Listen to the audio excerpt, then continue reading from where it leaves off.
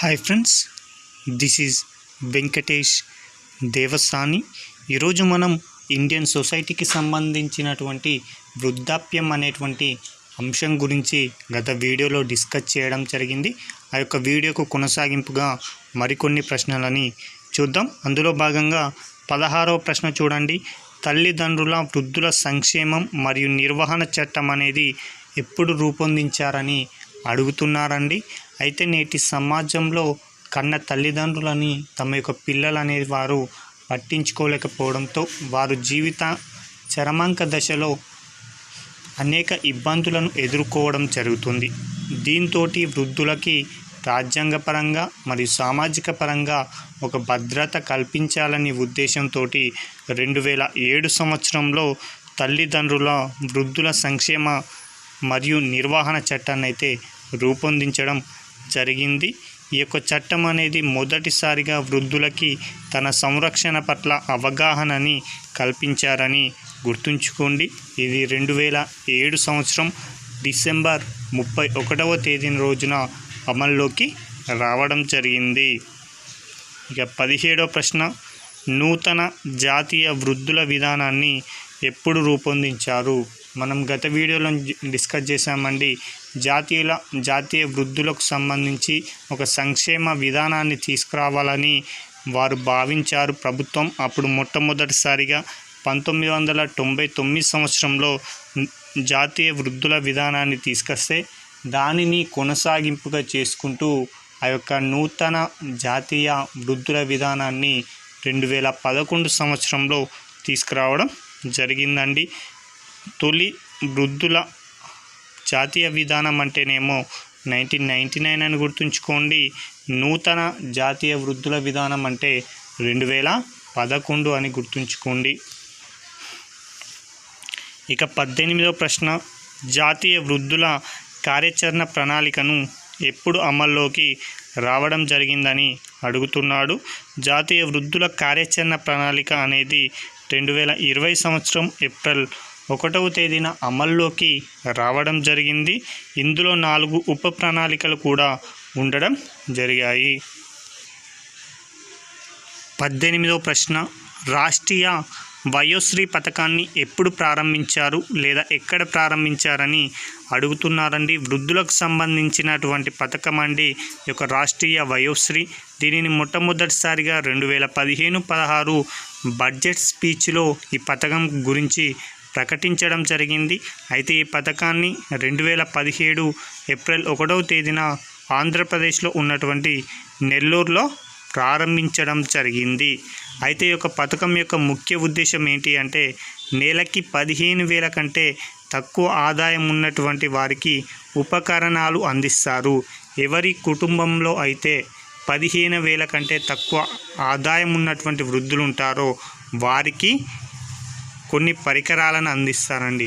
ఆ పరికరాలు ఏంటి అంటే వృద్ధుల ఆరోగ్యానికి సంబంధించి వాకర్స్ అయినా, ఇయరింగ్ ప్యాడ్స్ అయినా, వీల్ చైర్ లాంటివి వృద్ధులకి ప్రభుత్వం యొక్క రాష్ట్రీయ వయోశ్రీ పథకం ద్వారా అందించడం జరుగుతుంది. మరొక ప్రశ్న అండి, ప్రధానమంత్రి వయోవందన్ యోజన ఎప్పుడు ప్రారంభించారని అడుగుతున్నారండి. వృద్ధులకి సామాజిక పరమైనటువంటి భద్రతను కల్పించాలి అనే ఉద్దేశంతో వృద్ధులకి పెన్షన్ కల్పించడం కోసమై ప్రధానమంత్రి వయోవందన యోజన అనేటువంటి కార్యక్రమాన్ని భారత ప్రభుత్వం 2017 సంవత్సరంలో ప్రారంభించడం జరిగింది. అయితే ఈ పథకాన్ని LIC తోటి అమలు చేస్తున్నారు. ఈ యొక్క పథకం యొక్క ముఖ్య ఉద్దేశం వృద్ధులకి పెన్షన్ అందించడం అని గుర్తుంచుకోండి. ఇక 20వ ప్రశ్న, జాతీయ వృద్ధుల సంక్షేమ నిధిని ఎప్పుడు స్థాపించారని అడుగుతున్నారండి. జాతీయ వృద్ధుల సంక్షేమ నిధి అనేది 2015 సంవత్సరంలో ఈ యొక్క సంక్షేమ నిధిని ప్రారంభించాలి అనేటువంటి ఒక ప్రతిపాదన అయితే రావడం జరిగింది. ఆ యొక్క ప్రతిపాదన ఆధారంగా 2017 సంవత్సరంలో ఈ యొక్క 2016 సంవత్సరంలో జాతీయ వృద్ధుల సంక్షేమ నిధిని అయితే ఏర్పాటు చేశారండి. ప్రతిపాదన అంటేనేమో 2015, స్థాపన అంటేనేమో 2016. 21వ ప్రశ్న అండి, అటల్ వయో అభ్యుదయ యోజన గొడుగు పథకం ఎప్పుడు ప్రారంభించారని అడుగుతున్నారండి.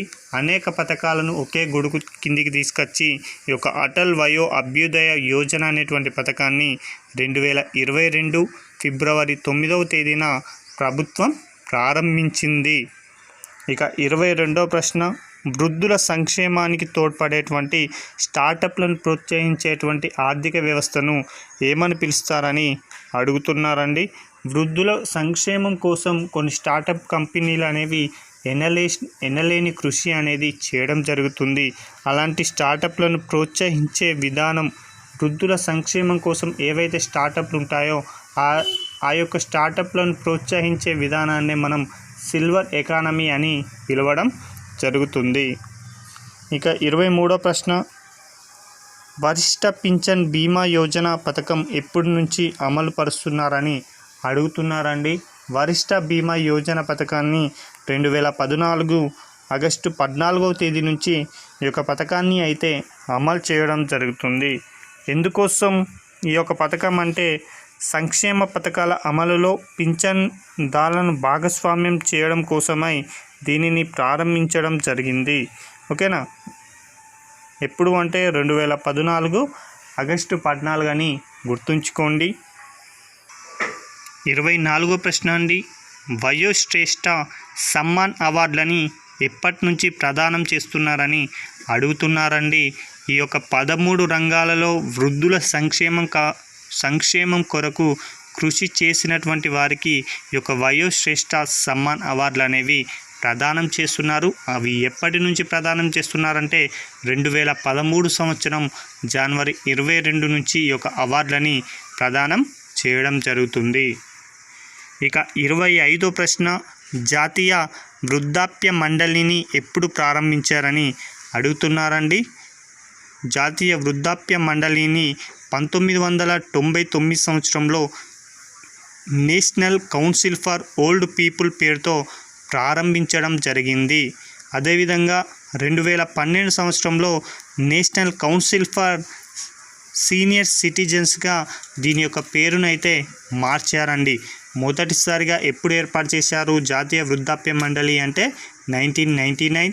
తర్వాత దాని పేరును 2012 సంవత్సరంలో ఎలా మార్చారు అంటే నేషనల్ కౌన్సిల్ ఫర్ సీనియర్ సిటిజన్స్గా మార్చడం జరిగింది.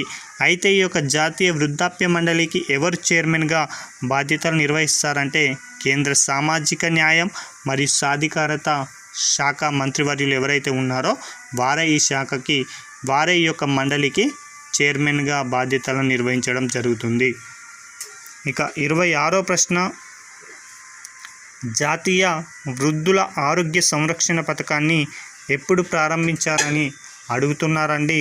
జాతీయ వృద్ధుల ఆరోగ్య సంరక్షణ పథకాన్ని 2010-11 ఆర్థిక సంవత్సరంలో ప్రారంభించడం జరిగింది. ఇందులో భాగంగా 8 ప్రాంతీయ వృద్ధాప్య వైద్య కేంద్రాలను కూడా ఏర్పాటు చేయడం జరిగింది. ఇక 27వ ప్రశ్న, ఇందిరాగాంధీ జాతీయ వృద్ధాప్య పింఛన్ పథకాన్ని ఎప్పుడు ప్రారంభించారు.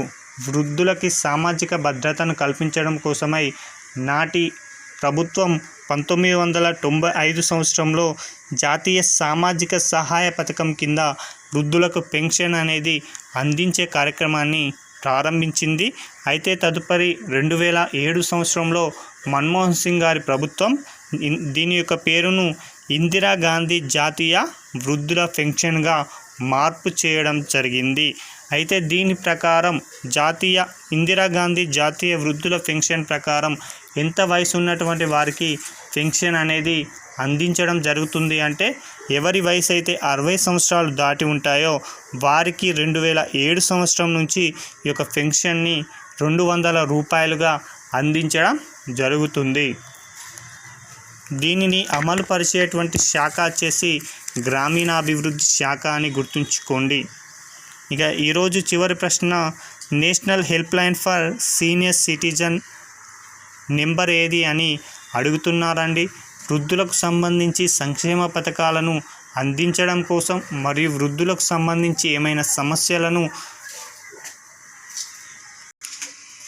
వృద్ధులకు సంబంధించి ఏవైనా సమస్యలను ఫిర్యాదులు చేసుకోవడం కోసమై ఒక టోల్ ఫ్రీ నెంబర్ని కేంద్ర ప్రభుత్వం ప్రారంభించడం జరిగింది. ఆ యొక్క టోల్ ఫ్రీ నెంబర్ 14567 అనేటువంటి ఒక టోల్ ఫ్రీ నెంబర్ని ప్రారంభించడం జరిగింది. ఈ యొక్క టోల్ ఫ్రీ నెంబర్ యొక్క ప్రధాన నినాదం a better day a call away. చూడండి నినాదం చూడండి, a better day a call away అనేటువంటి నినాదం ఆ టోల్ ఫ్రీ నెంబర్ 14567 అని గుర్తుంచుకోండి. ఇవండి వృద్ధాప్యానికి సంబంధించినటువంటి ముఖ్యమైనటువంటి ప్రశ్నలు. తదుపరి వీడియోలో మనం థర్డ్ జెండర్కి సంబంధించినటువంటి ఇంపార్టెంట్ ప్రశ్నలని డిస్కస్ చేయబోతున్నాం. Thank you.